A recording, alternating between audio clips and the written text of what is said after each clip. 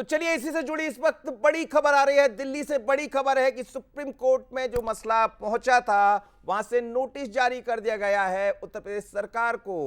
NEET मामले को लेकर जो बात कही गई थी, लेकिन यह मसला नीट से जुड़ा नहीं है। यह मसला वो है जिसको लेकर थोड़ी देर पहले हम बात कर रहे थे, खास कांवड़ यात्रा को लेकर। कांवड़ यात्रा वाले मामले में जिसमें नाम लिखने का कहा गया था, आज एक याचिका लगाई गई थी एनजीओ की तरफ से। उस याचिका की सुनवाई के बाद नोटिस जारी किया गया उत्तर प्रदेश सरकार को। इस वक्त की बड़ी खबर है, दिल्ली से आ रही बड़ी खबर, और यह बड़ी महत्वपूर्ण खबर है क्योंकि इस मामले को लेकर सियासत गरमाई हुई है। लगातार कांग्रेस या विपक्ष की तरफ से इस तरह के मसले, बल्कि एनडीए में जुड़े हुए लोगों की तरफ से भी इसको लेकर सवाल उठाए गए और दुकानों पर नेम प्लेट लिखने पर रोक लग गई है। बड़ी खबर इस वक्त की, बड़ी खबर कि नेम प्लेट नहीं, दुकानदारों को खाने का प्रकार बताना होगा। ये सुप्रीम कोर्ट का कहना है। खाने का प्रकार बताइए, खाने में क्या है। दुकानों पर नेम प्लेट लिखने पर लगी रोक। और बड़ी खबर आ रही है इस वक्त दिल्ली से कि दुकानदारों को खाने का प्रकार बताना होगा। 26 जुलाई को अगली सुनवाई होगी तो बहुत स्पष्ट होगा कि आखिर इस पूरे मसले को लेकर अब सुप्रीम कोर्ट का क्या रुख है। लेकिन नोटिस जारी किया है और यह कहा है कि नाम नहीं लिखना बल्कि दुकानदारों को खाने का प्रकार बताना होगा, इसका नोटिस जरूर देना होगा। ये बड़ी खबर इस वक्त दिल्ली से। तो बड़ी खबर आ रही दिल्ली से, जिस खबर की तरफ हम चर्चा कर रहे थे अभी थोड़ी देर पहले। हम आपको दिखा रहे थे कि कांवड़ यात्रा जहां से निकलेगी वहां नाम लिखने के लिए कहा गया था कि आप अपना नाम, सरनेम लिखिए। कि तो यूपी और एमपी सरकार को नोटिस मिला। हालांकि एमपी सरकार की तरफ से ऐसा कोई नोटिस जारी नहीं किया गया था, लेकिन फिर भी नोटिस मिला है। नोटिस के पीछे क्या वजह रही है वो भी मिला। लेकिन यूपी, उत्तराखंड, एमपी सरकार, 3 सरकारों को इस वक्त एससी का नोटिस मिला। बड़ी खबर है, नाम नहीं लिखना होगा लेकिन काम बताना पड़ेगा। 26 जुलाई को अगली सुनवाई होगी। तो ये बड़ी खबर है, इस वक्त दिल्ली से बड़ी खबर आ रही है। और ये बड़ी खबर है कि 26 जुलाई को अगली सुनवाई होगी। मध्य प्रदेश, उत्तर प्रदेश और उत्तराखंड सरकार को नोटिस मिला है। कांवड़ियों को वेज खाना मिले, ये एससी का कहना है। कांवड़ियों को वेज खाना मिले। तो इस वक्त की बड़ी खबर है, 26 जुलाई को होगी मामले की अगली सुनवाई। ये बड़ी खबर दिल्ली से आ रही और इस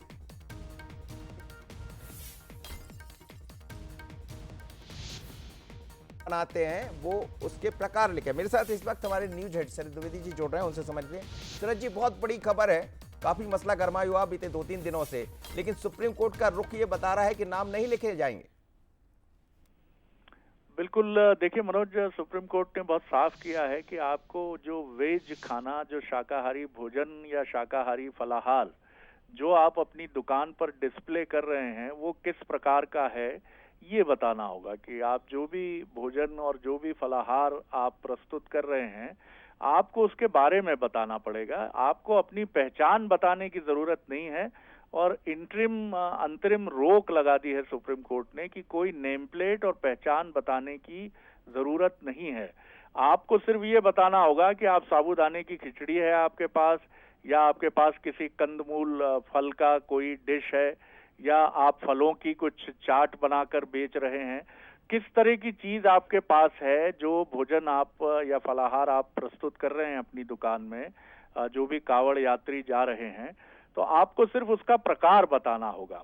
और ये बताना होगा कि ये पूरी तरह से शाकाहार है या शाकाहार नहीं है। और आपकी दुकान में मांसाहारी व्यवस्था भी है, जिससे जो भी कांवड़ यात्री है जो धार्मिक यात्रा पर निकला है उसको ये स्पष्ट हो सके कि वो अपनी रीति नीति, अपनी मान्यता और अपनी श्रद्धा के अनुसार उस दुकान से वो फलाहार या भोजन का सेवन कर सके, जिस दुकान से उसे ये संतुष्टि हो कि यहाँ जो भी भोजन या फलाहार की व्यवस्था है वो उसकी मान्यता के अनुरूप श्रेष्ठ है।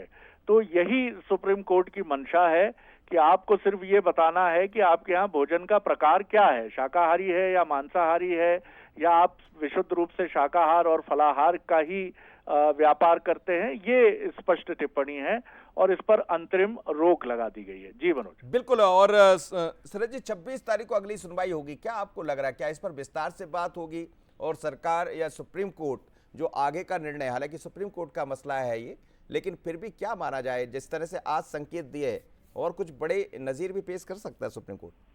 देखिए, सुप्रीम कोर्ट क्या कहेगा, ये तो निश्चित तौर पर जब वो इस पर अंतिम सुनवाई के साथ सामने आएगा तो उसकी टिप्पणी होगी ही। लेकिन ये बीजेपी में भी ये स्पष्ट अभिमत रहा है मनोज इस विषय को लेकर कि भले ही चूंकि एक बीजेपी रूल्ड स्टेट और वो भी उत्तर प्रदेश जैसे राज्य में ये जी। निर्णय हुआ था, लेकिन मेरे पास इस बात की प्रामाणिक जानकारी है कि बीजेपी का जो केंद्रीय नेतृत्व है वो भी इससे पूरी तरह उसकी सहमति नहीं थी। चूंकि बैकअप सपोर्ट जरूरी था, सरकार का निर्णय था, इसलिए बीजेपी उसमें थोड़ी सी अपने को दुविधा में पा रही थी।